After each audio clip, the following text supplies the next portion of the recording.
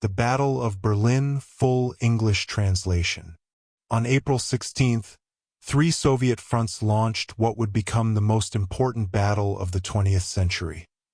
A battle that ended with the fall of Berlin and the capitulation of Germany. In this video, we will look at the Battle of Berlin from the German perspective and try to understand how Hitler planned to encircle two Soviet fronts, why the city's defense failed, and what happened to the Germans afterward. Retreat and collapse, winter 1945. By the winter of 1945, the war in the territories controlled by Germany had shrunk dramatically. Bulgaria, Romania, and Italy, Germany's former allies, were now fighting against her. By early 1945, Germany's situation deteriorated rapidly, though even worse challenges still lay ahead. On January 12, nearly 2.5 million Red Army soldiers launched an ambitious strategic offensive with the goal of reaching and capturing Berlin by February 1945. The Soviet command underestimated the German forces, but the German units were already severely weakened and could offer little resistance to the renewed Red Army, now reinforced with fresh troops and modern equipment. The offensive turned into a complete catastrophe for Germany. The Vistula-Oder operation nearly became known as the Berlin Operation. Only in February, after prolonged discussions, did Hitler finally transfer reinforcements from the Western Front to the Eastern Front, slowing the Soviet advance at the Oder River. The planned February Battle of Berlin was postponed, but there was little reason for Germany to celebrate. Germany had lost hundreds of thousands of experienced soldiers. Even worse, the Silesian breakthrough by the Red Army forced Hitler and many of his generals to fully concentrate their attention on the east. On March 20th, Hitler officially announced preparations for the Battle of Berlin.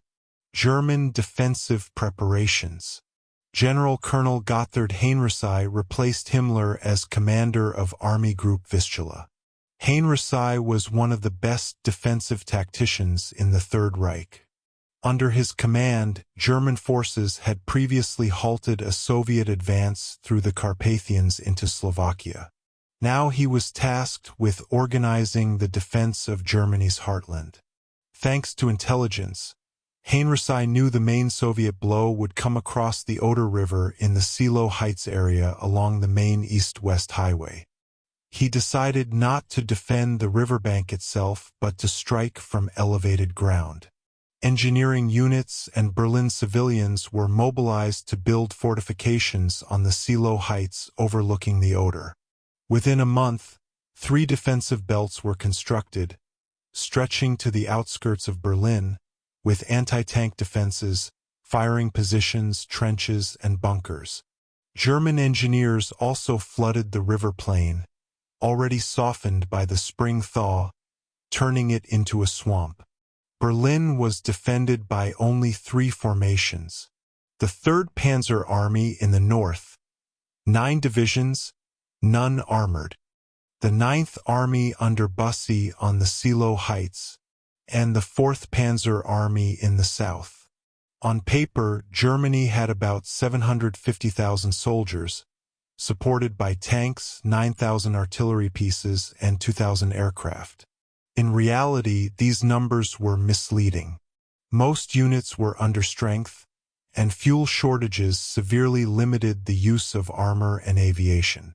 To compensate for manpower shortages, Nazi propaganda compared the advancing Red Army to Mongol hordes, Huns, and Tatars bent on total destruction.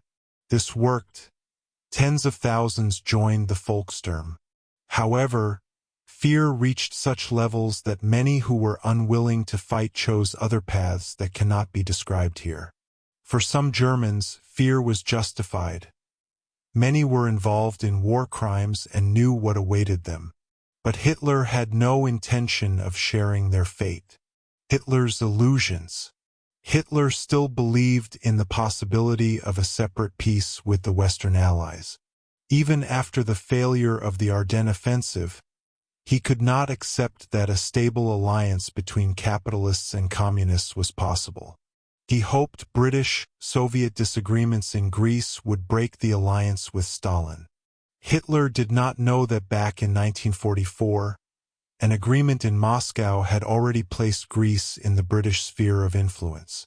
New hope appeared after Roosevelt's death.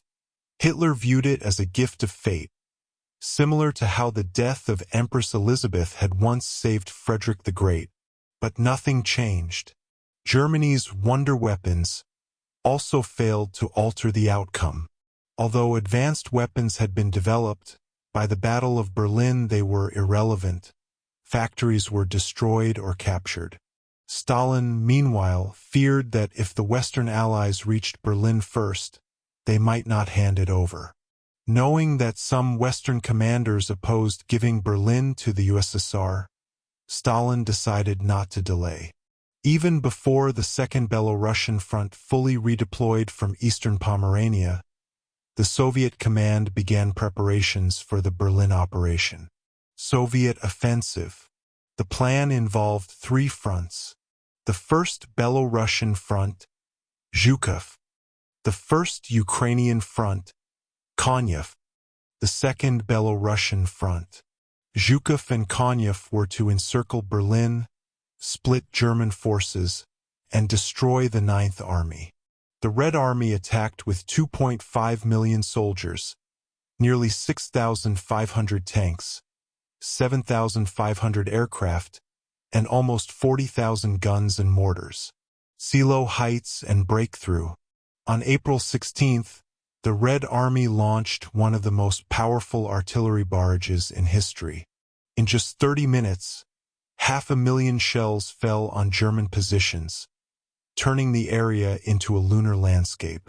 Searchlights were used to blind defenders, but fog, smoke, and dust rendered them ineffective, even causing friendly fire incidents.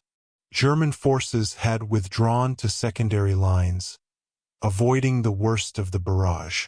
The Seelow Heights became a serious obstacle, threatening the success of the entire operation. Zhukov committed two guards tank armies, creating chaos due to congestion. Nevertheless, by April 18th, at the cost of heavy losses, Soviet troops broke through the Ninth Army's defenses and captured the Seelow Heights, the wall upon which Goebbels claimed the eastern hordes would shatter. Meanwhile, Konyev's First Ukrainian Front achieved a major breakthrough in the south, crossed the Nysa River, smashed German defenses, and turned north toward Berlin. German morale collapsed. Thousands surrendered. Others fled toward the doomed city. General Bussy proposed withdrawing the Ninth Army to Berlin's outskirts, but Hitler rejected it and ordered positions held at all costs, even authorizing executions for retreat. Encirclement of Berlin. On April 20th, Hitler's birthday, Soviet artillery first shelled Berlin. Allied bombers joined in. Water was available only at public facilities, forcing civilians to risk their lives. Nazi leaders fled the city. Göring and Himmler attempted to escape. Himmler even tried to negotiate with the Allies, failed, and later committed suicide. German soldiers had no such options. Desertion or cowardice meant immediate execution. Hitler devised an unrealistic plan to encircle and destroy Soviet fronts, a new Stalingrad. But it was impossible. On April 24th, he finally admitted the war was lost. Storming the city. By April 24th to 25th, Soviet forces fully encircled Berlin. On April 25th, Soviet and American troops met at the Elbe near Torgau. Berlin's defenders numbered only about 100 to 120,000 men with around 60 fuel-starved tanks, facing nearly 500,000 Soviet troops. Despite desperate counterattacks, Soviet forces pushed inward. Fighting raged for every building. By April 29th, only central Berlin remained. On April 30th, Soviet troops stormed the Reichstag, a symbolic heart of the Third Reich. After brutal fighting, the Soviet flag was raised atop the building.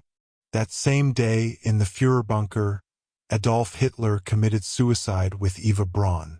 Capitulation. On May 2nd at 6 a.m., Berlin's commander agreed to surrender. In the following days, German forces laid down their weapons. Silence fell over the ruined capital. The Battle of Berlin was over. German losses are estimated at around 400,000 killed and wounded, including 125,000 civilians. Soviet losses were also immense, around 350,000 killed and wounded. What went wrong? At the time of Berlin's fall, Germany still held Norway, Denmark, Courland, and Czechoslovakia, tying down nearly 2.5 million troops on secondary fronts. Evacuating these forces could have significantly strengthened Berlin's defense, possibly prolonging the war. But Germany had lost all industrial regions and raw material supplies. Continued resistance was meaningless. For the Allies, Soviet participation in the war against Japan was crucial, especially with the Battle of Okinawa ongoing and the atomic bomb still untested. Aftermath. Nearly 7 million people across the USSR and Allied nations suffered severe losses. Germany itself lay in ruins. Perhaps the worst fate befell ethnic Germans in Eastern Europe. The international community legalized their expulsion from Poland, Czechoslovakia, Hungary, and Soviet territories. Tens of millions were displaced. Up to 600,000 died during these expulsions. More than were killed during the Battle of Berlin itself. Subscribe to the channel, like the video, leave your topics in the comments, and watch how the Soviet Union destroyed Army Group Center in Operation Bagration.